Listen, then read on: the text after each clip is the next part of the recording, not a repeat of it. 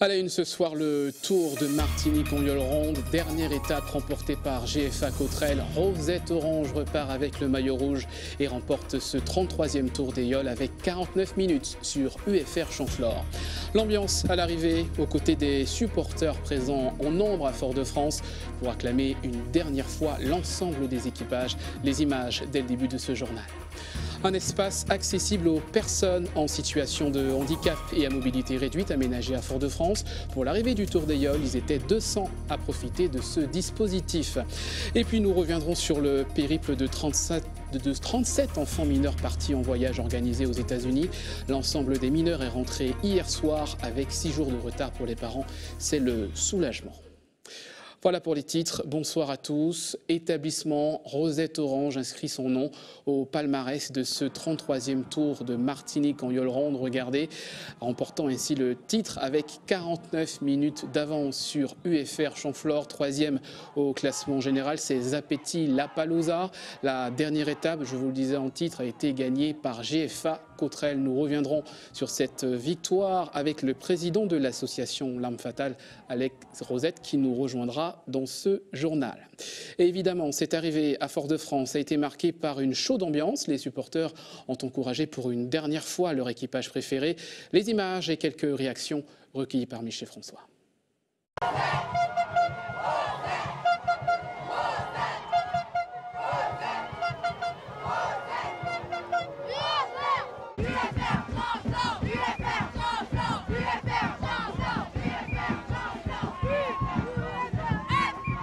Très bien, c'était passionnant.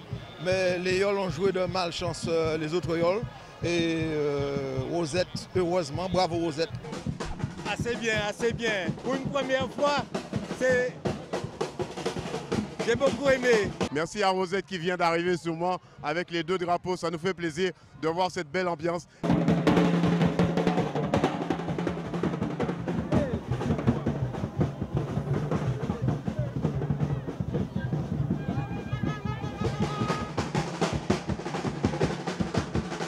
On a trouvé l'ambiance très bien. Parce que l'on était là, on a pensé que d'après moi, que nous étions fait tout là, mais nous prenons tout là quand même. Moi, c'est un petit bouc d'énergie, mais moi là pour tout le monde, François. Ça c'est pour toutes les Yoles, mais en particulier Royal, parce qu'on connaît du monde dessus, c'est tout. Il faut bien les encourager quand même. Hein. Formidable, c'est bien réalisé, c'est bien organisé, c'est formidable, c'est super bien. C'est la première fois que je viens pour voir le Tour des Yoles.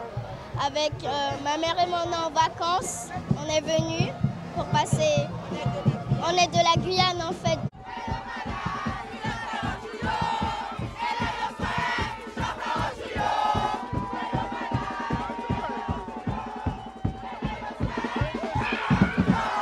Pour la dernière étape, c'était bien. Il y a eu un suspense au niveau du prêcheur là, qui a été formidable. Une belle course, une belle lutte avec une voile déchirée, donc ça va. C'est la première fois que je m'implique autant, je suis monté sur des bateaux suiveurs, j'ai pu profiter de la compétition, constater que les coureurs sont de très beaux athlètes, très endurants, avec un bel esprit d'équipe. C'est une magnifique discipline, je suis complètement conquis.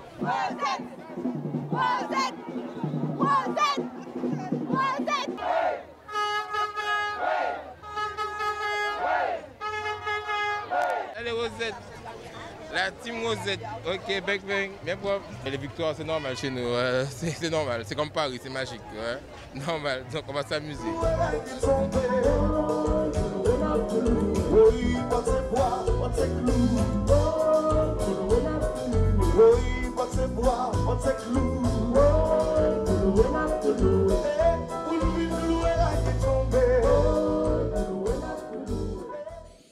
Voilà pour cette ambiance festive donc à Fort-de-France pour la dernière étape du Tour des Yoles qui a rassemblé des milliers de spectateurs, on vient de le voir sur le front de mer, venus assister à la grande finale. Et parmi ces aficionados, 200 personnes en situation de handicap et à mobilité réduite.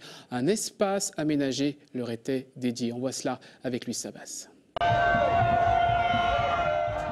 Ils sont aux premières loges pour assister à l'arrivée du Tour des Yoles.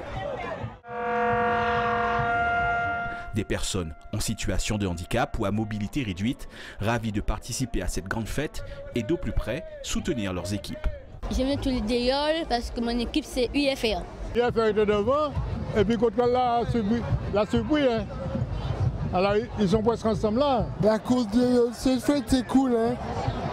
Ah, ça a beaucoup de ski là. Hein. Voilà 7 ans que le Handi Tour des Yoles accueille ce public. Il s'agit de briser l'isolement dont il est souvent victime.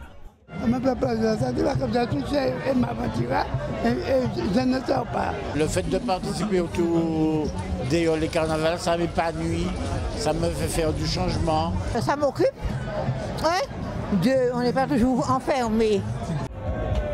Tous sont rassemblés sous des tentes mises en place par la municipalité foyalaise.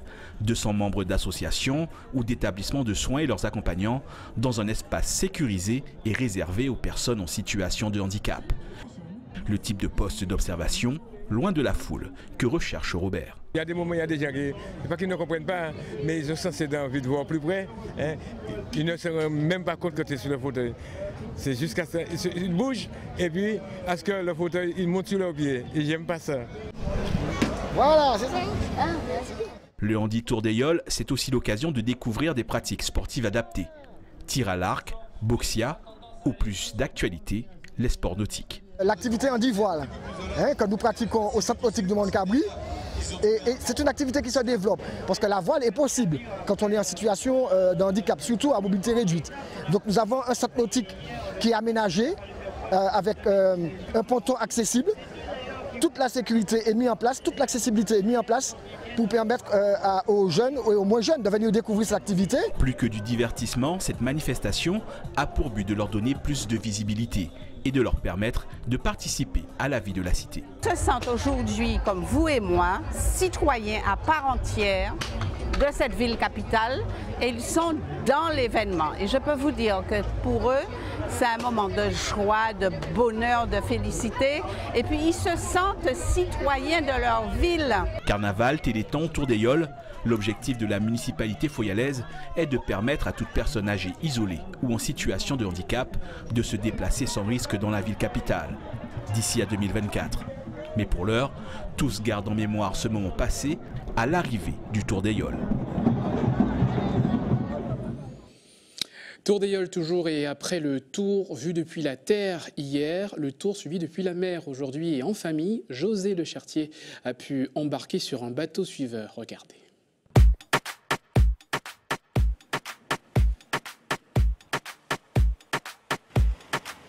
Le Tour de la Martinique des Yoles Rondes est une histoire de passionnés. Entre amis ou en famille, c'est mieux. L'occasion de partager un moment d'exception. Philippe est un ancien coursier, il connaît la mer comme sa poche. Depuis 5 ans, il est à la barre de l'embarcation familiale, ce qui demande une attention de tous les instants. Il y a toujours la pression. À surveiller les autres bateaux, la famille, l'emplacement du bateau, l'équilibrer le bateau, connaître le tonnage du bateau, naviguer sur la mer bien. C'est regrouper aussi la famille et puis aussi le plaisir de la Yole, et puis de naviguer, de prendre le plaisir de la mer. Voilà, avec tous les intempéries qui vont avec.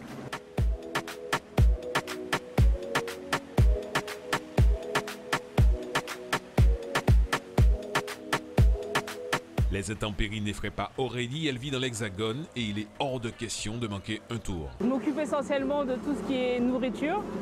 Donc je prépare des petits plats et on passe une bonne journée. On dort sous le bateau.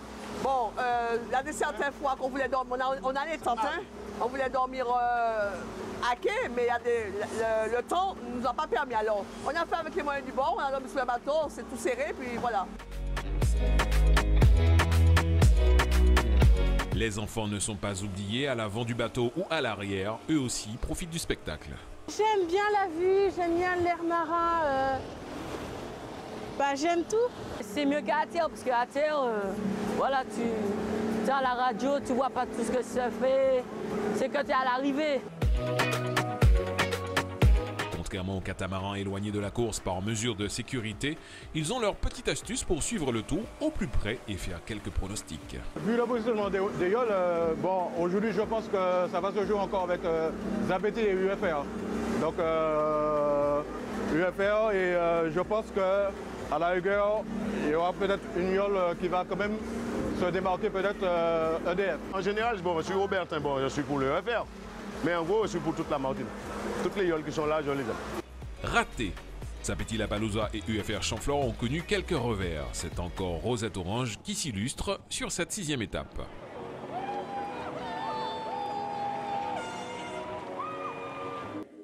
Voilà, et on revient donc sur la compétition du Tour des Yoles. Et comme promis, on rejoint notre invité ce soir, Alex Rosette. Bonsoir. Bonsoir. Et merci d'avoir accepté notre invitation. Évidemment, vous êtes très heureux de ce résultat. Votre Yole a remporté donc ce 33e Tour des Yoles Rondes de Martinique. Après avoir remporté le championnat, c'était une victoire inévitable ou pas? Non, il n'y a rien d'inévitable. Maintenant, c'était une victoire qui était peut-être attendue par nous, mais qu'on avait surtout bien préparée. Alors justement, qu'est-ce qui a changé la donne selon vous? La préparation des gars, la Yole aussi, puisque c'est une excellente Yole. Mais je pense surtout que la motivation qu'ils avaient. La motivation, parce que c'est notre 30e tour, c'était le 30e tour de la fédération que nous avons gagné, mais c'était aussi le 30e tour de l'association Rosette, quoi. Quel a été le tournant de la course selon vous? 2 tournants. Je pense que l'étape dans les Marins et l'étape qui arrivait à Saint-Pierre, avec une voile déchirée. Ah, justement, cette décision de continuer la course avec cette voile déchirée, qui l'a prise exactement? C'est le patron, c'est ACO. Quand il a demandé dans un premier temps que l'on lui prépare la 32 mètres carrés, et après, quand il a analysé, il a vu que tout compte fait, la voile, on pouvait encore naviguer avec. Il s'est dit, bon, les concurrents étant très loin, on peut y aller. Donc vous gagnez avec près d'une heure d'avance, 49 minutes. Est-ce que c'est un temps remarquable pour cette compétition? Oui, sur le deuxième, oui. Je pense que de mémoire, on n'a pas fait ça souvent. On a fait ça en 97, mais c'est assez rare. Mais ce sont les circonstances aussi de compétition. Alors quelles sont les retombées pour votre équipe, pour votre équipage? Ils sont d'abord très contents. Là, ils sont en train de faire la fête au François. J'ai dû partir rapidement parce qu'ils font la fête, ils font le vider. Bon, et puis après, ils vont se reposer. Et puis, on va préparer déjà la saison prochaine. D'accord, écoutez, merci beaucoup et encore félicitations. Merci. Je rappelle que c'est la Yole Rosette Orange, établissement Rosette Orange, qui gagne ce 33e tour des Yoles. Et c'est ainsi que l'on referme notre page consacrée au Tour des Yoles de Martinique. N'oubliez pas, ce soir à 20h, rendez-vous avec Hubert Bornil et Jean-Claude Asselin de Beauville pour le MAG des Yoles. Merci. Restez avec nous à suivre dans votre journal les images d'une conférence sur le bonheur des femmes à l'initiative d'une association chrétienne. La manifestation s'est déroulée ce week-end. Et puis nous irons en Guadeloupe. Le tour cycliste s'est terminé aujourd'hui. Retour sur les douceurs culinaires proposées par des marchands ambulants sur le bord des routes. Mais d'abord, je vous le disais en titre, le dénouement dans l'affaire JKL. 37 mineurs avaient été confiés à l'association pour un voyage organisé. Ils devaient rentrer le 30 juillet. Finalement, c'est hier que l'ensemble du groupe est revenu de Miami. Après une première vague mercredi, évidemment pour les parents, c'est le soulagement et la fin de l'inquiétude. On voit cela avec Sandrine Claude. Lors de délivrance pour ces parents qui rêvaient de ces retrouvailles depuis une semaine, oubliez l'angoisse et l'impatience des derniers jours, le soulagement l'emporte. Je suis très contente de la revoir après tous ces moments, après toutes ces absences. Ça me fait très plaisir de la revoir ce soir. C'était bien, mais en même temps pas bien parce qu'on est resté trop de jours là-bas. Je voulais rentrer chez moi. Ce qui m'a fait tenir ce temps, c'est rester là-bas, attendre, rester dans des hôtels et après, le jour venu, voilà, j'étais contente pour retrouver ma maman et ma sœur. Le retour des vacanciers était prévu le 30 juillet. Il aurait dû s'effectuer via un vol charter. C'est un dysfonctionnement au niveau du paiement des billets qui aurait engendré cet important retard, selon les responsables de l'association JKL. On nous a dit mardi, après jeudi, on n'est pas rentré, après on ne m'a pas expliqué vraiment, donc voilà. Lorsqu'on nous a dit qu'on partait pas le dimanche, on nous a dit que c'était un problème avec la compagnie. Si certains parents sont à présent soulagés, d'autres gardent un goût beaucoup plus amer de cette expérience. Ils souhaitent obtenir des réponses. Je ferai partie des parents, en tout cas, moi, qui souhaitent porter l'affaire en justice, afin d'avoir toutes les explications sur qui sont les fautifs et pourquoi on en est arrivé à cette situation, et surtout pourquoi il n'y a eu aucune communication de la part de l'association. Pour la préfecture qui a dû s'emparer du dossier pour régler la situation, il s'agit à présent de déterminer le ou les responsables du fiasco. Je vais notifier à l'association une suspension administrative en urgence de ses activités dans l'attente de l'enquête administrative plus approfondie qui pourra conduire à des sanctions un peu plus lourdes. Cette enquête administrative devrait lever le voile sur les mystères qui planent encore sur ce voyage à Miami. En attendant, les enfants pourront à présent profiter plus sereinement de leur dernière semaine de vacances. Le bonheur des femmes, c'était le thème d'un cycle de conférences proposé par l'Association des femmes chrétiennes de Martinique. Regardez ces images ce week-end pour les organisateurs. Le bonheur de la femme est lié à la spiritualité. Écoutez ces quelques réactions recueillies par Michelet François. Cette conférence est comme un rafraîchissement, vraiment un rafraîchissement pour la femme de la Martinique. On a vraiment besoin de ces temps pour se poser les bonnes questions. Parce que très souvent, on rentre dans notre quotidien, dans des chemins, dans des destinées, dans des habitudes qui souvent, on subit les choses. On subit beaucoup les choses en tant que femme, en tant qu'épouse, en tant que mère. Et lors de ces 3 jours de conférence, on a été beaucoup enseignés. Ça aide à vraiment changer le regard qu'on a sur nous-mêmes, parce qu'on a tendance justement à minimiser peut-être l'impact qu'on peut avoir sur un groupe de personnes, une génération, dans notre travail, dans notre foyer. Donc ça m'a permis de changer le regard que j'ai sur moi-même. Et bien sûr, à partir de ce moment-là, ça change carrément en fait la dynamique de vie en fait. Nous voyons vraiment des transformations, des couples qui étaient dans l'échec, des couples qui étaient instables et qui ont trouvé véritablement au travers de l'AFC le chemin de leur destinée en fait et qui marchent maintenant de manière stable et qui deviennent un exemple pour les autres. Retour au sport avec le Tour de Guadeloupe, le Tour cycliste, et c'est Sébastien Fournet-Fayard de la Team Pro Imo qui remporte la compétition. Il a ravi le maillot jaune lors de la dernière étape aujourd'hui entre les Abîmes et Bain-Mahault. Il succède à Damien Monnier. Cédric Eustache, premier martiniquais, finit à la 5e position au classement général. Et après le sport, après l'effort, le réconfort, retour sur les douceurs culinaires du Tour de Guadeloupe. Les restaurateurs de l'île Sœur ont profité de la compétition pour mettre en avant leurs produits.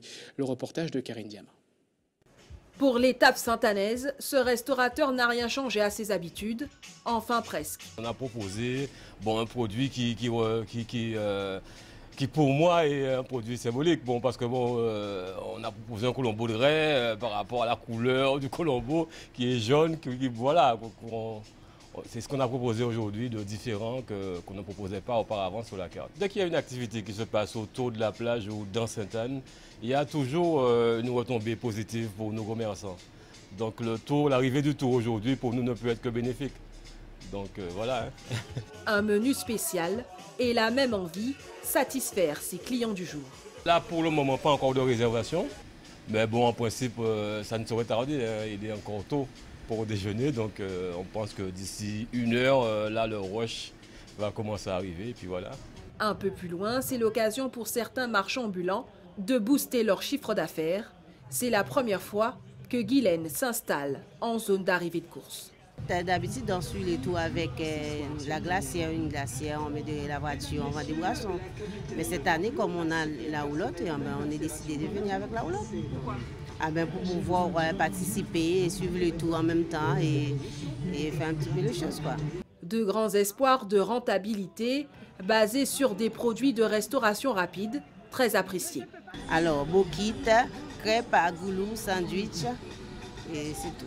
On a fait des dépenses, mais j'espère qu'il y aura des gens, il y a beaucoup de monde et puis ça va bien se passer, quoi. Comme chaque année, difficile de connaître les véritables retombées économiques du tour cycliste pour ces restaurateurs qui au quotidien se démènent pour rentabiliser leur activité. Voilà, c'est quelques informations pratiques à présent. Demain, vous avez rendez-vous pour votre don du sang à Fort-de-France sur le parking du Palais de Justice entre 8h et 13h. Et c'est ainsi qu'on referme cette édition. Avant de se quitter, je vous rappelle les principales informations développées. La victoire d'établissement Rosette Orange pour ce 33e Tour de Martinique des Anyoles-Rondes. L'équipage termine premier au classement général avec 49 minutes d'avance sur UFR Chamflore. La dernière étape Saint-Pierre-Fort-de-France a été remportée par JFA Cottrell. Nous sommes revenus en images sur l'ambiance à l'arrivée. Fort-de-France a accueilli la dernière étape et son lot de supporters venus applaudir les yoleurs avec une arrivée sur la baie. Et puis un spectacle accessible également pour les personnes à mobilité réduite. Un espace aménagé leur a été dédié. Ils étaient plus de 200 à profiter de ces aménagements. Enfin, le soulagement dans l'affaire JKL. L'ensemble des enfants est revenu hier après un périple aux États-Unis. L'association est suspendue pour 6 mois dans le cadre d'une enquête administrative. À suivre l'information nationale et internationale avec nos confrères de BFM TV, la météo de Ruth Fortuna à 20h. N'oubliez pas le dernier Mac Deyol présenté par Hubert Bornil et Jean-Claude Asselin-Leboville. 20h15, La vengeance dans la peau, un film américain. Demain, vous retrouverez Sabrina Doré. Excellente soirée à vous.